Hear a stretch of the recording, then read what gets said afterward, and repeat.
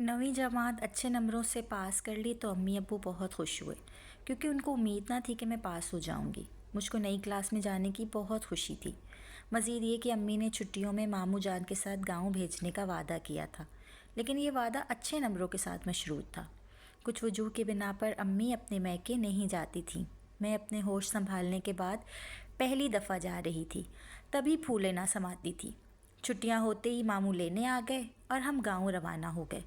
दौरान सफ़र तमाम रास्ता सोचती जा रही थी कि वहाँ के लोग कितने सादा होंगे, जबकि मैं ख़ुद सादगी को पसंद करती थी।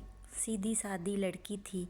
इन दिनों दुनिया के नशेबो फराज को अच्छी तरह नहीं समझती थी कि ज़माने में क्या हो रहा है और क्यों कर हो रहा है। बहरहाल चंद घंटों के सफ़र के बाद हम गांव पहुँचे। देहात की फ़िज़ा में एक ताज़गी होती है। खुले आसमान तले लहलहाते खेतों ने रूह में एक फ़रहत भरा एहसास बख्श दिया। यहाँ के लोग वाकई बहुत सादा थे। देहाती लड़कियाँ आने वाहद में इकट्ठी हो गईं और उन्होंने मेरे गिर्द घेरा डाल दिया, जैसे मैं कोई आसमान से उतरी अप्सरा हूँ। मैं बहुत खुश थी। इन सादा लू लड़कियों में एक बहुत अच्छी लगी। उसकी शोखियाँ दिल मोह लेने वाली थीं। हालांकि मैं संजीदा और सुकून पसंद थी, फिर भी वो शौक़ मेरे दिल को भा गई।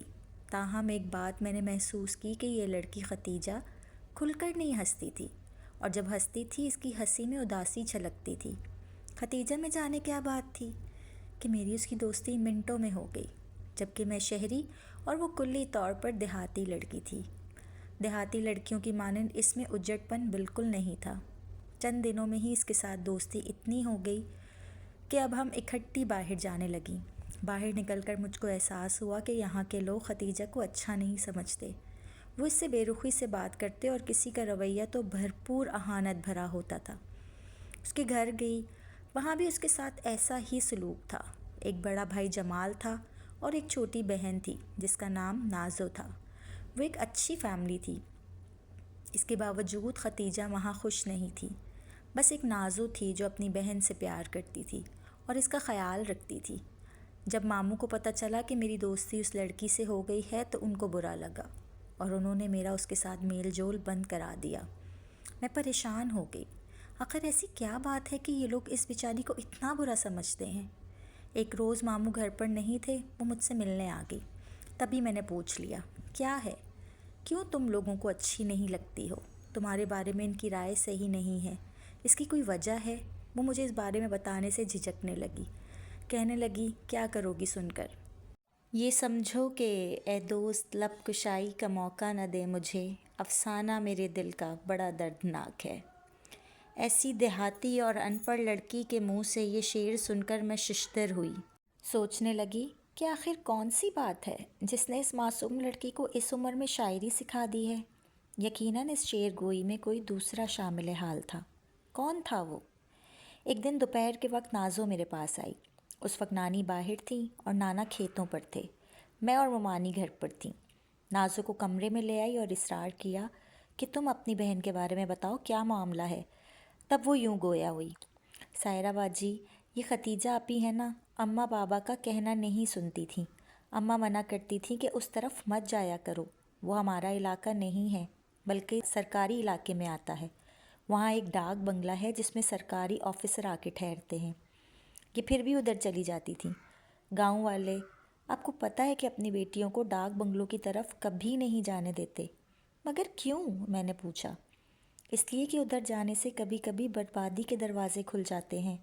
शायद इसीलिए बड़ी बूढ़ियाँ बरसों से कुछ ऐसी कहानियाँ सुनाती आई हैं कि डाक बंगलों में जिन्नात रहते हैं और ये भूत प्रेत कवारियों लड़कियों को चिमट जाते हैं। तो क्या तुम्हारी बहन को भी कोई जिन भूत चिमट गया है? सायरा बाजी, आपको नहीं पता, खतीजा आपी की तो मंगनी भी हो चुकी थी अपने ताया के लड़के से, मगर खालिद इनको बिल्कुल अच्छा नहीं लगता था। वो बात करता तो मुंह फेर लेती। एक बार ये अकेली उस तरफ गईं। बंगला अक्सर खाली पड़ा रहता था। चौकीदार भी तब भी सफाई करता जब वहाँ कोई अफसर बाबू आकर ठहरता। बंगले के अहाते में जामुन, बेर और आम के दरख्त हैं। शहतूत भी लगे हैं। ये उनको तोड़ने के लालच में जाती। कई बार मुझे भी बहलाकर साथ ले लिया करती। अम्मा ने मुझको बहुत डांटा कि तू इसके साथ मत जाया कर, जब तू ना जाएगी تو یہ بھی اکیلے جانے سے ڈرے گی، مگر ہماری بہن بڑی نڈر ہے، یہ موقع ملتے اکیلے جا نکلتی۔ جانے کیوں اتنی سیلانی تربیت ہے؟ بھلا یہ اتنے کھیت کھلیان کافی نہیں سیر سپاٹے کو؟ کیا ڈاک بنگلے پہ جانا ضروری تھا؟ خیر پھر یوں ہوا کہ ایک روز یہ وہاں گئی تو ایک افسر آیا ہوا تھا۔ اس نے ان کو باتوں میں لگا لیا اور دوبارہ آنے کا وعدہ لیا۔ جامن توڑنے کے بہانے یہ روز چوری چھپے اس سے باتیں کرنے جانے لگیں۔ پہلے تو کسی کو پتہ نہ چلا، پھر چوکیدار نے دیکھ لیا، بنگلے کے باغ میں بابو سے باتیں کرتے۔ وہ خانسامہ بھی تھا، اس نے کچن کی کھڑکی سے ان کو دیکھا تھا، مگر افسر کے ڈر سے خاموش رہا۔ افسر نے ان کو تحفے بھی دیے اور شادی کا وعدہ بھی کیا، کہا کہ میں دوبارہ آؤں گا تو بارات لے کر آؤں گا۔ یہ باتیں بابا چوکیدار نے سن لیں اور اس نے ابا کو کہا کہ ختیجہ کو اس طرف مت بھیجا کرو۔ ابا نے سمجھا کہ ویسے ہی کہا ہے، انہوں نے کوئی خاص توجہ نہ دی۔ ایک ماہ بعد افسر دوبارہ آیا، یہ دوبارہ ادھر جانے لگیں۔ کچھ گاؤں کے لوگوں نے دیکھ لیا، انہوں نے افسر کو گاؤں سے واپس بھیج دیا اور ابا کو آ کر بتایا۔ اب میرے بابا کے کان کھڑے ہو گئے، انہوں نے آپی کو خوب مارا، دھمکیاں دیں، مگر وہ افسر جاتے جاتے آپی سے وعدہ کر گیا کہ میں ضرور آؤں گا، تم شادی نہ کرنا بلکہ میرا انتظار کرنا۔ وہ بابو تو چلا گیا، ہماری بہن کی زندگی برباد ہو گئی۔ 1 سال تک وہ نہ آیا۔ یہ اس کی آس میں جیتی مرتی رہیں، دن رات اس کا انتظار کرتی تھیں۔ صرف مجھ سے ذکر کرتی کیونکہ میں کسی سے آپی کی باتیں نہیں کہتی تھی۔ کبھی کہتی جا ذرا دیکھ کر آ، ڈاک بنگلے کی بتیاں جلتی ہیں کہ نہیں۔ ان کو ادھر جانے کی بالکل اجازت نہ تھی۔ میں جا کر دیکھ آتی اور ان کو بتاتی کہ ادھر کوئی نہیں ہے، گپ اندھیرا ہے، چوکیدار بھی نہیں ہے۔ گھر والے ان کی شادی کرنا چاہتے تھے مگر یہ سنتی ہی نہ تھی۔ اپنے منگیتر کو گھر آنے سے منع کرتی، جس پر تائی خفا ہو گئیں کہ ابھی سے یہ حال ہے، جب بہو بنے گی تو کیا کرے گی۔ تائی اب طرح طرح کی باتیں بنانے لگیں۔ گاؤں والے بھی بدظن تھے، یہی وجہ ہے کہ لوگ ان کو اچھا نہیں سمجھتے اور ان سے صحیح طرح سے بات نہیں کرتے۔ وہ آپی کو آوارہ لڑکی کہتے ہیں اور اپنی بیٹیوں کو ان سے ملنے سے روکتے ہیں۔ آپ شہری ہیں، آپی کو شہری بہت اچھے لگتے ہیں، وہ آپ سے پیار کرتی ہیں، آپ ہی ان کو سمجھائیے کہ وہ شادی کے لیے مان جائیں، ورنہ بھائی ان کو باندھ کر ماریں گے۔ ابھی تو اماں کے منع کرنے پر چپ ہیں اور کچھ نہیں کہتے۔ میں نے نازو سے وعدہ کیا کہ میں اس کو سمجھاؤں گی۔ 3 روز بعد میری ملاقات ختیجہ سے ہوئی۔ میں نے پوچھا کیا یہ سب صحیح ہے؟ وہ بولی ہاں، مجھے اس بابو کا انتظار ہے، مگر تم کو کس نے بتایا ہے؟ میں نے کہا تمہارا ماتھا دیکھ کر سارا حال پڑھ لیا ہے، جس نے بھی بتایا ہو۔ اس بات کو چھوڑو، لیکن میری مانو، اپنے ماں باپ کی فرما برداری کرو اور شادی کر لو۔ مجھے خالد پسند نہیں ہے، وہ دھوتی باندھتا ہے اور سر میں روز کڑوا تیل بہاتا ہے۔ ابھی ہم یہ باتیں کر رہے تھے کہ میرے نانا آ گئے۔ وہ مجھے کنویں کی منڈیر پر ختیجہ سے باتیں کرتے دیکھ ناراض ہوئے اور گھر لے آئے۔ گھر آ کر خوب ڈانٹا اور پھر مجھے اسی وقت خالہ کے گاؤں بھیج دیا۔ 2 ہفتے کے بعد میں واپس آئی تو پتہ چلا کہ ختیجہ کی شادی ہو رہی ہے۔ فوراً اس کی طرف گئی۔ وہ مجھے دیکھتے ہی زاروں قطار رونے لگی۔ پوچھا کیا ہوا ہے؟ کہنے لگی سائرہ، تمہارے جانے کے بعد وہ آفیسر بابو آیا تھا، 2-3 دن ہم نہیں ملے۔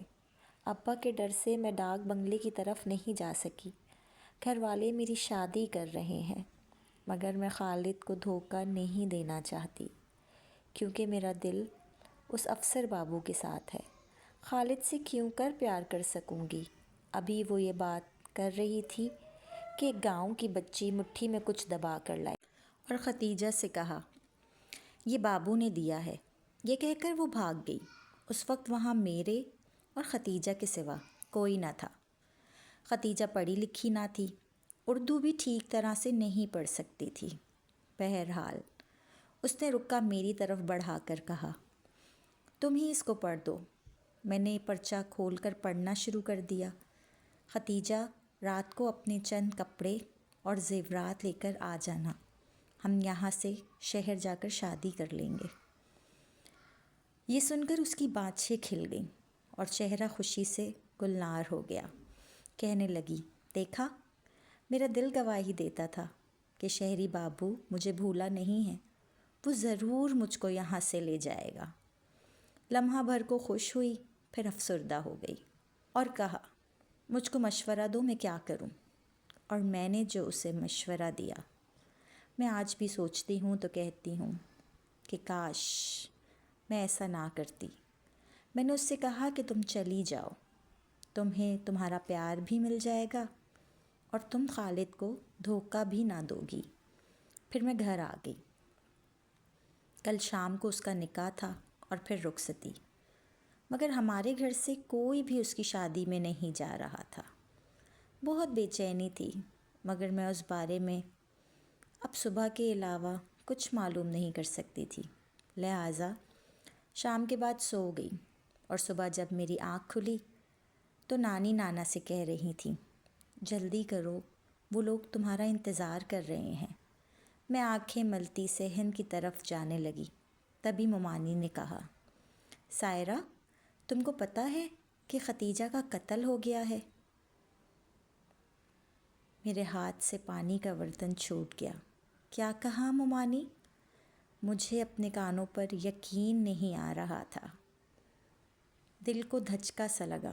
پہلے نانی ان کے گھر گئیں، کچھ دیر بعد میں بھی ممانی کے ہمراہ وہاں گئی تو نازو نے بتایا کہ آپی دلہن کے لباس میں تھیں۔ نازو نے خود اس کے اصرار پر اس کو باہر تک پہنچایا تھا اور گھر سے تمام جمع پونجی بھی لے گئی تھی، لیکن جب گھر میں اس کی غیر موجودگی کا پتہ چلا تب بہت دیر ہو چکی تھی۔ جب بھائی اس کو ڈھونڈتا ڈاک بنگلے پہنچا تو وہ وہاں قابل اعتراض حالت میں ملی، جبکہ زیور اور نقدی لے کر وہ افسر وہاں سے فرار ہو چکا تھا۔ ختیجہ کو اس نے نشہ آور کوئی شے پلا دی تھی۔ اس کا بھائی جمال بہن کو اس حال میں دیکھ کر غیرت سے آگ کا شعلہ بن گیا اور اس نے فوراً اپنی بہن کو قتل کر دیا اور خود تھانے پیش ہو گیا۔ ماں تو بین بھی نہ کر پا رہی تھی، وہ اوٹ پٹانگ باتیں کر رہی تھی، لگتا تھا پاگل ہو گئی ہے۔ باپ بیچارہ سکتے میں آ گیا۔ تب مجھ کو اپنی ناسمجھی اور نااندیشی پر بڑا غصہ آیا کہ میں نے ہی ختیجہ کو مشورہ دیا تھا کہ وہاں چلی جائے۔ مجھے کیا معلوم تھا کہ محبت کا یہ روپ بھی ہوتا ہے۔ میں 9ویں کی طالبہ تھی، لوگوں کو سمجھنا اور زندگی کا تجربہ مجھے چھو کر بھی نہیں گزرا تھا۔ بار بار ختیجہ کا معصوم چہرہ نگاہوں میں آتا تو آنکھوں سے آنسو ٹپکنے لگتے۔ سوچتی تھی، اے کاش میں گاؤں گئی ہی نہ ہوتی۔ اگر گئی تھی تو ختیجہ سے نہ ملی ہوتی۔ اگر ملنا ہی تھا تو پھر اس کو ایسا مشورہ نہ دیا ہوتا۔ وہ بیچاری تو اپنے بھول پن میں پوچھ رہی تھی کہ مجھے مشورہ دو، میں کیا کروں؟ اے کاش میں اس کو وہاں جانے کا مشورہ نہ دیتی، اس کو روک لیتی۔ وہ شاید رک جاتی، کیونکہ مجھ پر بہت اعتبار کرتی تھی، میری ہر بات مانتی تھی، لحاظ کرتی تھی۔ وہ گاؤں کی سیدھی سادھی لڑکی تھی۔ جس لٹیرے نے اس کو دھوکہ دے کر لوٹا، اس رہزن نے یہ بھی نہ سوچا کہ گاؤں میں گھر سے نکل کے بھاگنے کی سزا لڑکیوں کو موت کی صورت میں ملتی ہے۔ جانے وہ کیسا پڑھا لکھا افسر تھا۔ اس نے اس معصوم کو لوٹا ہی نہیں، جان کا نذرانہ بھی لے گیا۔ وہ خود تو آرام سے روپوش ہو گیا اور گاؤں والے بھی اس کی آفسری کی وجہ سے اس کا کچھ نہیں بگاڑ سکے۔ لیکن ختیجہ کے ساتھ اس کے بھائی کو جیل کی آہنی سلاخوں کے پیچھے چکی پیسنا پڑی اور اس کے ماں باپ بیٹی کی دردناک موت پر خون کے آنسو رونے پر مجبور ہو گئے۔ ختیجہ کی سزا اسے دنیا میں مل گئی یا اس جہان میں بھی ملے گی، یہ تو اللہ ہی جانے، مگر مجھے یقین ہے اس دھوکے باز ہوس پرست آفیسر کو دوہری سزا ملے گی۔ جس نے ایک معصوم کی دوشیزگی کو خاک میں ملا کر اپنا ہی نہیں سارے ملک کا دامن میلا کر دیا۔ کہانی سننے کے بعد چینل کو لائک اور سبسکرائب ضرور کیجیے گا اور ہمیں اپنی رائے سے آگاہ کیجیے گا کہ آپ کو آج کی کہانی کیسی لگی۔ شکریہ، جزاک اللہ۔